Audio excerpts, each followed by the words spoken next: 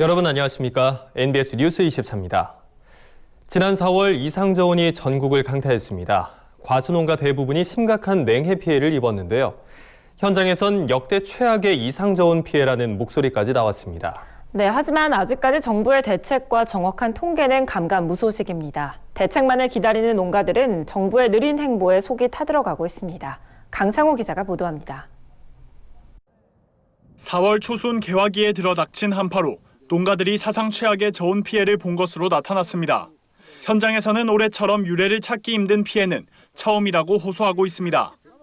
전라남도는 최근 4월 한파로 과수와 밭작물 등 총 8,237헥타르에 피해가 발생한 것으로 최종 집계했습니다. 작물별 피해 면적은 배 2,394헥타르, 매실 1,330헥타르 등 과수가 전체 피해 면적의 67%를 차지했습니다. 밀 등 맹류는 1,285헥타르, 고구마에선 391헥타르의 피해가 발생했습니다. 특히 국내 최대의 배 주산지인 전남 나주시는 올해 배농사를 포기해야 할 지경에 이르렀습니다. 나주시에 따르면 나주 지역 배농가의 81.8%가 저온 피해를 입은 것으로 나타났습니다. 전체 면적 대비 84.9%로 사실상 대부분 과수원에서 피해를 본 셈입니다. 올해같이 힘든 해가 없었습니다. 올해는 한 80%가 냉해로 피해를 보게 됐습니다. 그런데 올해같이 힘든 해는 농민들이 싹 죽어가는 형식, 생계비도 못 건지는 형식이 되다 보니까 충청북도에서도 도내 9,851농가에서 모두 4,094헥타르의 저온 피해가 발생한 것으로 나타났습니다. 그중 과수 피해가 전체 면적의 86%를 차지했습니다. 정부는 저온 피해 면적이 전국적으로 약 4만 3천 헥타르에 달할 것으로 잠정 집계하고 있습니다. 하지만 정부의 공식적인 피해 면적 산출과 대책 마련이 이뤄지지 않으며 농민들의 어려움은 가중되고 있습니다. 이에 전국농민회 총연맹은 최근 정부 세종청사 앞에서 기자회견을 열고 냉해 피해 특별 대책을 정부에 촉구했습니다. 전농은 저온 피해로 과수농가들의 생계가 위협받고 있다며 피해 극복을 위한 특별 생계지원금이 필요하다고 주장했습니다. 또 정부의 매년 반복되는 농업재해에 대한 근본 대책을 세울 것을 강조했습니다. 과수는 한 번 결실이 불량이 되면 그 다음에 2년, 3년까지 그 영향이 미칩니다. 당장의 피해만 문제가 되는 것이 아닌 것입니다. 그래서 보다 더 근본적이고 항구적인 대책이 수립될 수 있도록. 한편 정부는 6월 1일까지 각 지자체가 조사한 저온 피해 현황을 토대로 대책 수립을 위한 심의위원회를 진행 중이라고 설명했습니다. 그러며 심의위원회 결과가 나오는 대로 저온 피해 농가들을 위한 대책을 마련하겠다고 밝혔습니다. MBS 뉴스 강창호입니다. 정부가 35조 3천억 원 규모의 3차 추가 경정 예산안을 의결했습니다. 농업 분야에서는 농산물과 외식 소비를 확대하고 농촌 관광을 되살려 농촌 경제를 회복하는 동시에 포스트 코로나 시대에 대비해 투자를 늘린다는 계획입니다. 3차 추경안에 담긴 농업 분야 재정 지원 내용을 김인경 기자가 보도합니다. 정부는 3일 정부 서울청사에서 임시 국무회의를 열고 코로나19에 따른 경제위기 대응을 위한 3차 추가 경정 예산안을 의결했습니다. 단일 추경으로는 역대 최대인 35조 3천억 원 규모입니다. 농림축산식품부는 이 가운데 농업 분야에 총 13개 사업 2,773억 원이 편성됐다고 밝혔습니다. 기본 방향은 크게 세 갈래입니다. 농산물 외식 소비, 농촌관광 활성화를 통해 농촌 경제가 활력을 찾을 수 있도록 하고 농업인에 대한 금융 지원과 일자리 확대 등 고용 사회 안전망을 확충하면서 포스트 코로나 시대에 대비한 투자 확대에 중점을 뒀습니다. 먼저 소비 진작을 통한 농촌 경제 회복에 799억 원이 지원됩니다.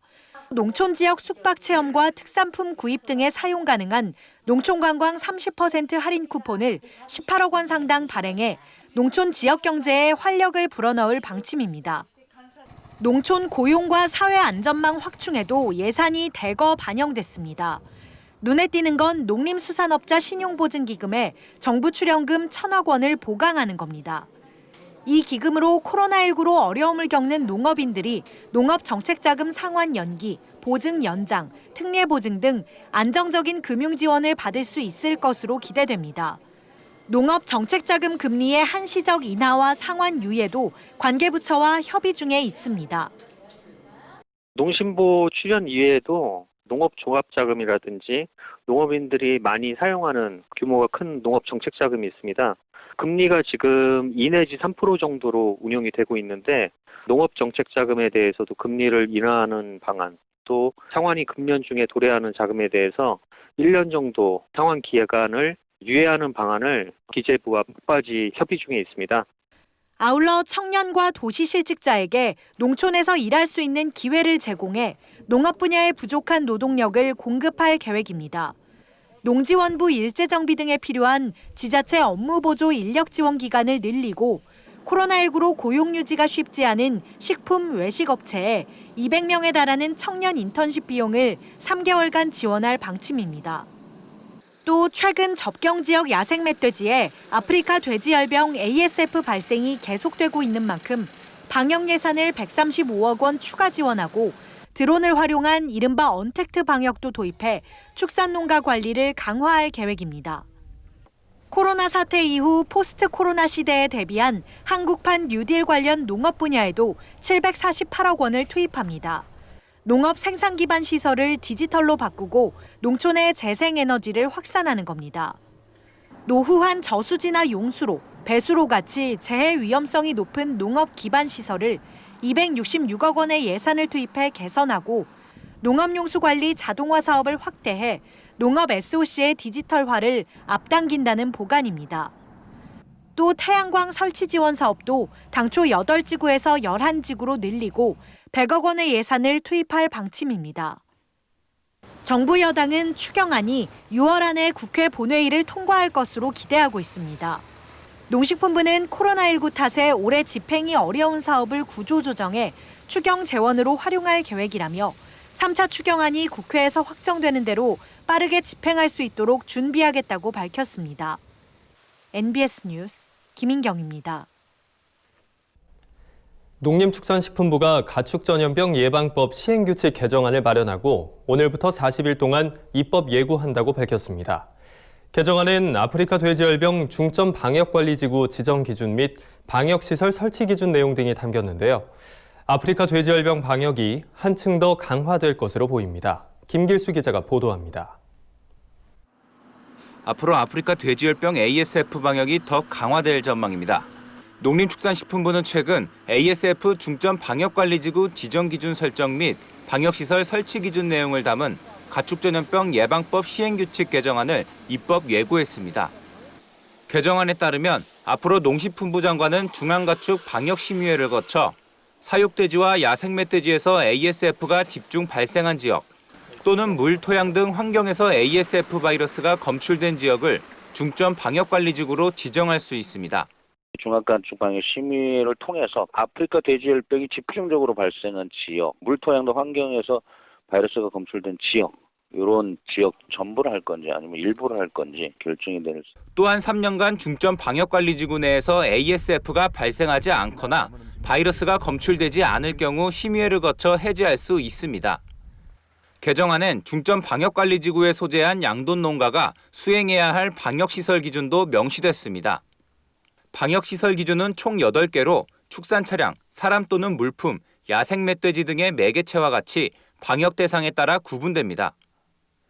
농가는 축산 차량 방역을 위해 외부 울타리와 내부 울타리, 입출하대를 설치해야 합니다. 사람, 물품 방역을 위해선 농장 내 방역실과 전실, 물품 반입시설을 구비해야 하고 방조, 방충망, 축산 폐기물 보관시설을 마련해 야생멧돼지, 조수류, 곤충과 같은 매개체의 접근을 방지해야 합니다.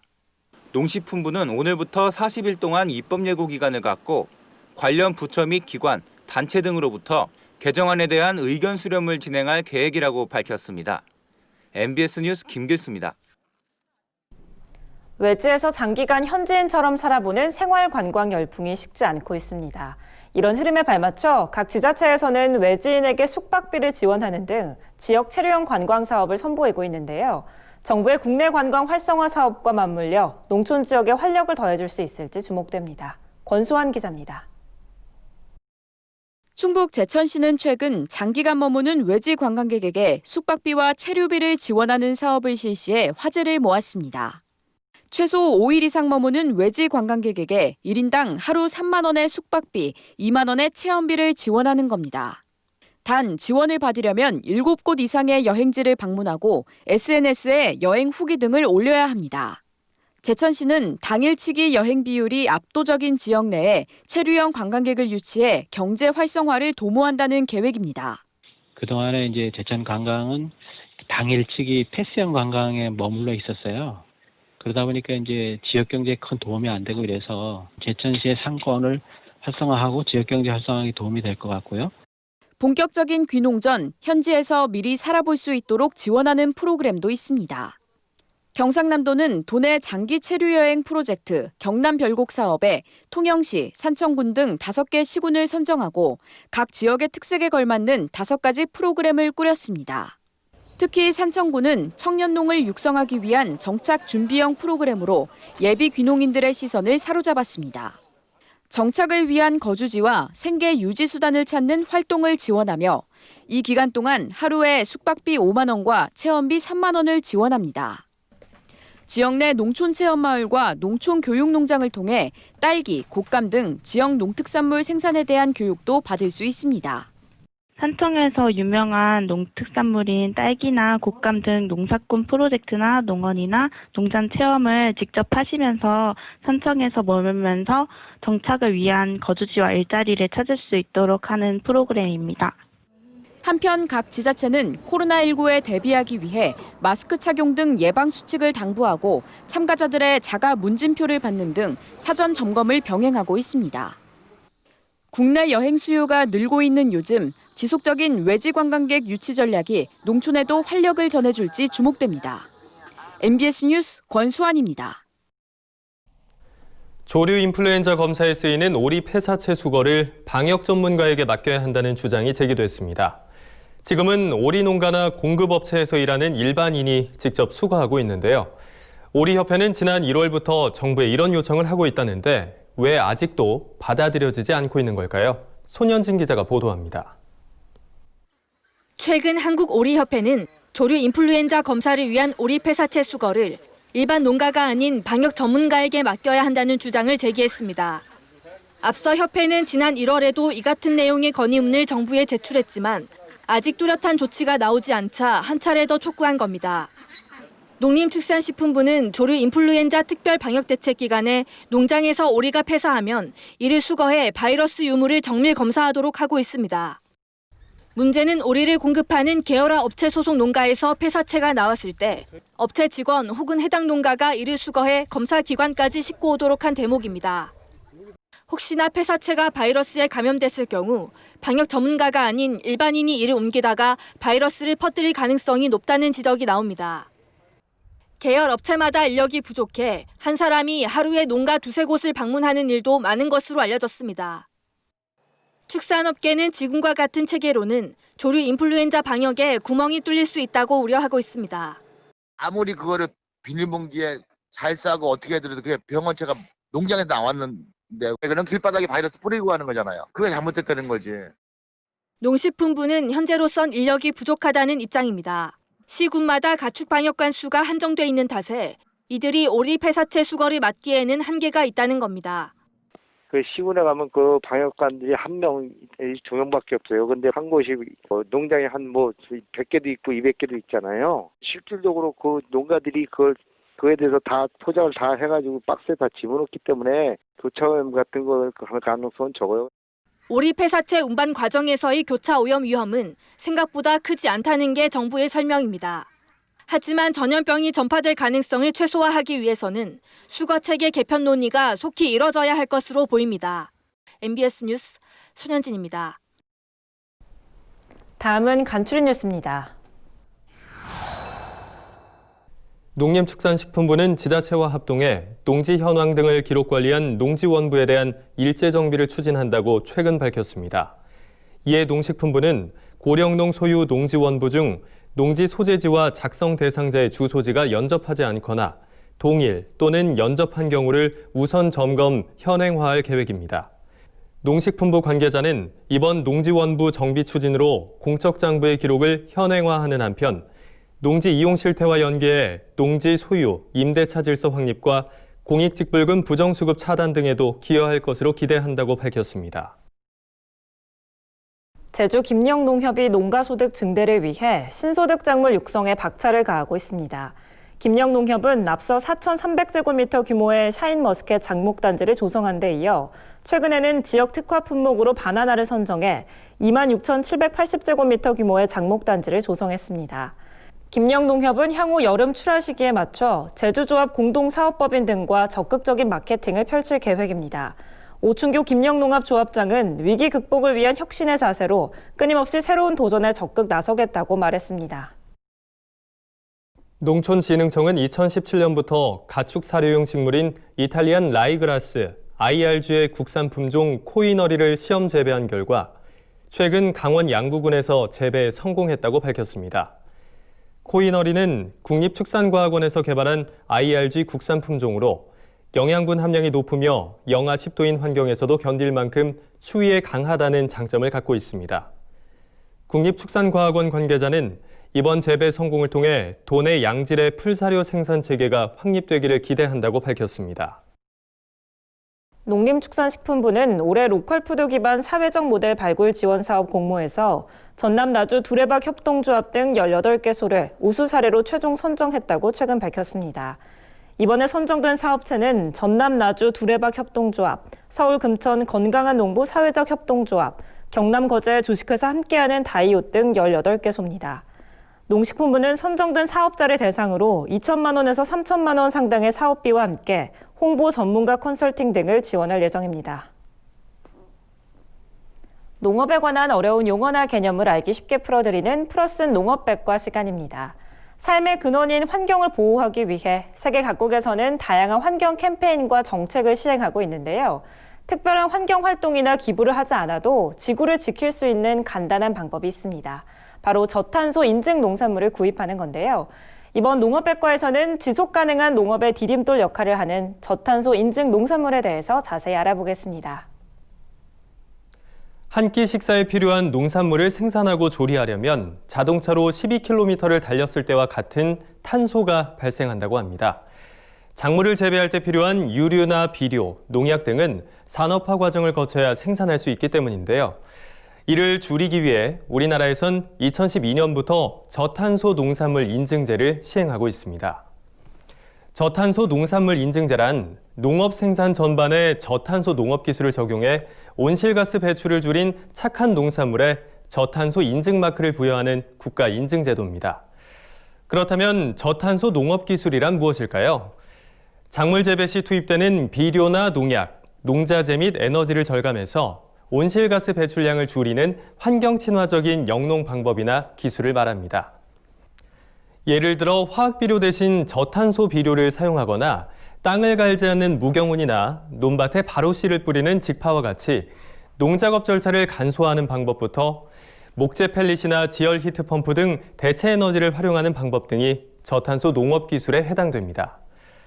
저탄소 농산물 인증은 어떻게 받는지 궁금하시죠? 먼저 친환경 농산물, GAP와 같은 농식품 국가 인증을 반드시 사전에 취득해야 합니다. 또 신청하려는 품목이 인증 대상 품목에 해당돼야 하며 농산물 생산 과정 전반에 저탄소 농업 기술을 도입해야 합니다. 저탄소 인증 농산물에 관심 있는 농가는 연초 농업기술실용화재단의 선정 공고를 확인한 후 참여 신청서와 생산 현황 보고서를 제출하면 되는데요. 이후 사업에 따른 온실가스 배출량을 산정해 감축 실적 인증이 완료되면 저탄소 인증 마크를 사용할 수 있게 되며 농림축산식품부와 농업기술실용화재단이 진행하는 컨설팅과 유통, 판촉 지원과 같은 정부 지원을 받을 수 있습니다. 저탄소 농산물 인증을 취득한 농가는 도입 초기였던 2012년엔 60개 농가에 불과했지만 2017년엔 2,763개 농가로 무려 46배나 증가했는데요. 환경 문제와 저탄소 농산물에 대한 인지도가 높아지면서 소비자들의 구매 의향도 늘고 있는 것으로 나타났습니다. 생산자와 소비자 모두 지구 환경을 지킬 수 있는 저탄소 농산물, 지속 가능한 농업을 위한 가장 현명한 선택이 아닐까 싶습니다. 지금까지 플러스는 농업백과였습니다. 저희가 준비한 소식은 여기까지입니다. MBS 뉴스 24 마칩니다. 함께해 주신 여러분 고맙습니다.